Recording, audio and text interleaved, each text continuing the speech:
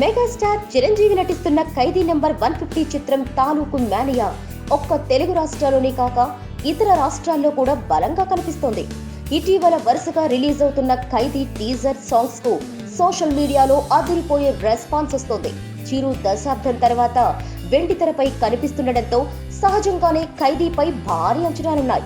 ఈ చిత్ర శాటిలైట్ హక్కులు 13 కోట్లకు అమ్ముడయ్యాయనే వార్త పాతబడకముందే కర్ణాటక డిస్ట్రిబ్యూషన్ హక్కులు భారీ మొత్తానికి అమ్ముడైనట్లు వార్తలొస్తున్నాయి. ఈ క్రమంలోనే కర్ణాటక రైట్స్ విషయంలో చిరు తన తమ్ముడు పవన్ కళ్యాణ్ ను సైతం దాటేసినట్లు తెలుస్తోంది. పవన్ ఏ సినిమా కూడా ఈ రేంజ్ లో ఇక్కడ బిజినెస్ చేయలేదు. సినీ వర్గాల సమాచారం ప్రకారం ఖైదీ నెంబర్ 150 హక్కులు కర్ణాటక రైట్స్ 8.5 కోట్ల భారీ మొత్తానికి అమ్ముడయ్యాయట.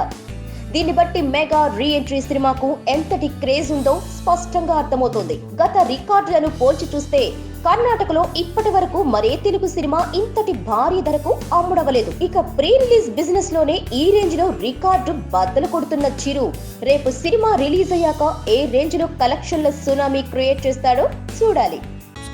Please subscribe. Hi, it's me Purna. Please subscribe.